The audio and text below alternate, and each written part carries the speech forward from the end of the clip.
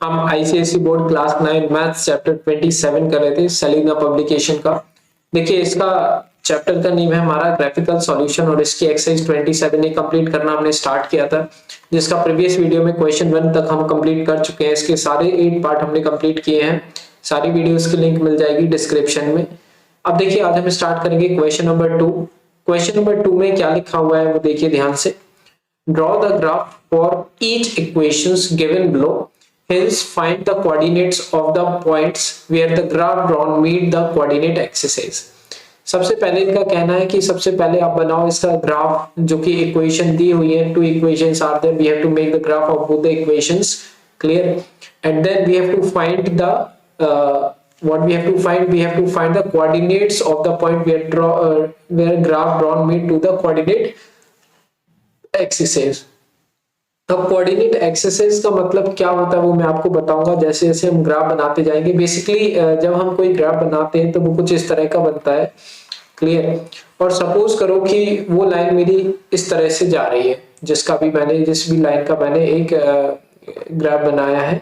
तो coordinate axes के coordinates निकालने के लिए हमें क्या करना पड़ेगा, एक्स एक्सिस पर जिस पॉइंट पे ये इंटरसेक्ट कर रही होगी तो ये कोऑर्डिनेट्स होते हैं कोऑर्डिनेट एक्सिस वाले। तो ये दो कोऑर्डिनेट्स होते हैं, एक एक्स एक्सिस वाला और एक वाई एक्सिस वाला।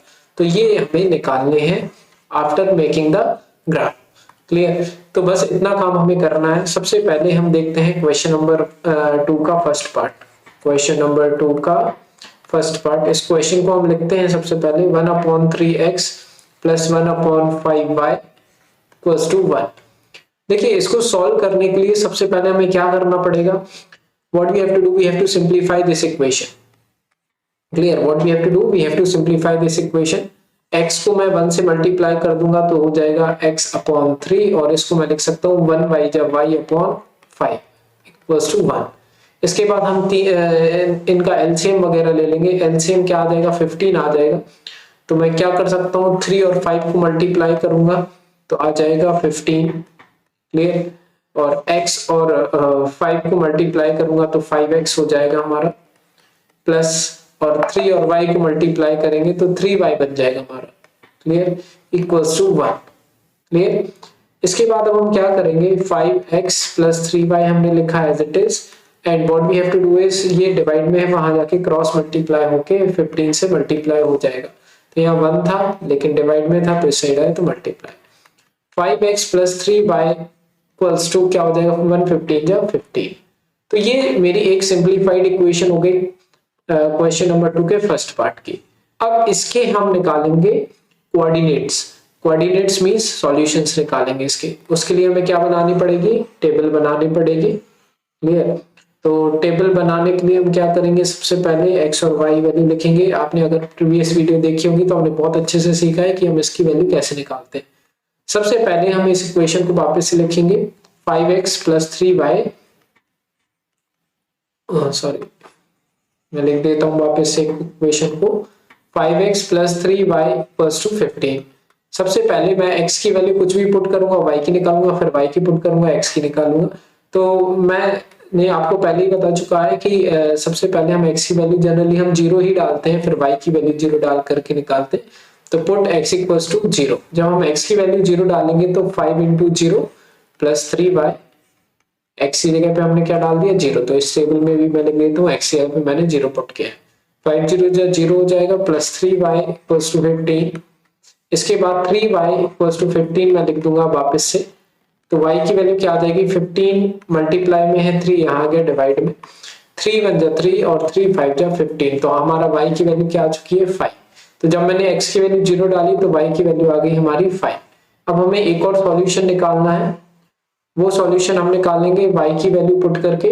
तो अभी हमने x की वैल्यू 0 रखी थी सबसे पहले, अब हम y की वैल्यू 0 रख देते हैं। तो यहाँ पे मैं लिख देता हूँ सेकंड सॉल्यूशन के लिए पुट y = 0। तो अब इस इक्वेशन में वापस से मैं क्या डालूंगा, y की वैल्यू 0। तो 5x तो एज इट इज रहेगा +3 और y की जगह हमने लिख दिया 0 = 15। क्लियर?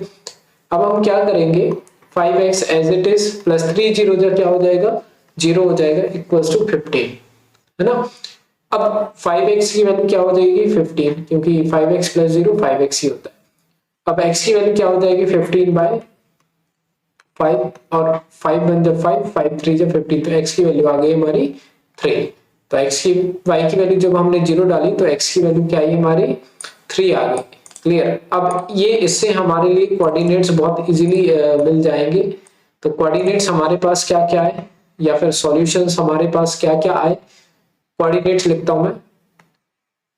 कोऑर्डिनेट्स जो हमारे पास आए जो कि हमें प्लॉट करने हैं ग्राफ पे, वो है 0 5, x की वैल्यू पहले y की वैल्यू बाद में, और मिले 3 0 0 5 3 0। अब हम बनाते हैं ग्राफ। ठीक है, उसके लिए हमें बनाना पड़ेगा कार्टेशियन प्लेन, जो कि हम ऑलरेडी सीख चुके हैं। तो देखिए हमने कार्टेशियन प्लेन बनाया है। सबसे पहला जो पॉइंट है वो है 0 5, दैट मीन्स x पे 0 y पे 5। तो x पे 0 y पे 5 क्या आएगा, यहाँ पे आएगा हमारा वो पॉइंट। क्लियर। तो 0 5 वाला पॉइंट मैंने यहाँ प्लॉट कर दिया। सेकंड पॉइंट है हमारा क्या कि x पे 3 y पे 0, x पे 3 आ जाए और y पे 0 आ जाए, तो वो पॉइंट है हमारा ये वाला। देखो x पे 3 y पे 0। तो ये दो पॉइंट्स हमें मिल चुके हैं और इनको अब हम ज्वाइन कर देंगे with the help of scale. तो जब आप इसको ज्वाइन करेंगे तो कुछ इस तरह की आपको लाइन देखने को मिलेगी। जब आप अपने ग्राफ पे बनाएंगे वो परफेक्ट बनेगा। क्लियर। इन पॉइंट्स को अगर आप चाहें तो लिख भी सकते हैं 3 0 और सेकंड पॉइंट इज 0 5। अच्छा, तो ये हमारा पहला पॉइंट हमारा क्लियर होता है इस पार्ट का। अब हमें निकालनी कोऑर्डिनेट एक्सिस। कोऑर्डिनेट एक्सिस मैं आपको ऑलरेडी बता चुका हूं कि क्या होती है। जो एक्स एक्सिस पर और वाई एक्सिस पर ये जो लाइन जहां टकराती है वो होती है हमारी कोऑर्डिनेट एक्सिस। तो अगर मैं इस कंप्लीट ग्राफ को देखूं या फिर लाइन को देखूं, तो एक्स एक्सिस हमारी एक्स एक्सिस पर ये पॉइंट है और वाई एक्सिस पर हमारा ये पॉइंट है। तो यही हमारी कहला जाएंगी कोऑर्डिनेट एक्सिस। क्लियर। और यही हमारी क्या कहलाएंगे, कोऑर्डिनेट एक्सिस, या फिर ये जो इन्होंने यहाँ पे वर्ड यूज किया है जो कि find the coordinates of the point where the graphs of the point meet on the ordinate axes। clear। तो आपने देखिए लिख दिया है the graph meet at the coordinate axes are। तो वो कौन कौन से पॉइंट्स पर मीट है, वो है हमारे 0 5 और 3 0, 0 5 एंड 3 0। ये भी आपको अच्छे से लिख देना। ठीक है, तो ये हुआ बच्चों हमारा क्वेश्चन नंबर 2 का फर्स्ट पार्ट कंप्लीट। अब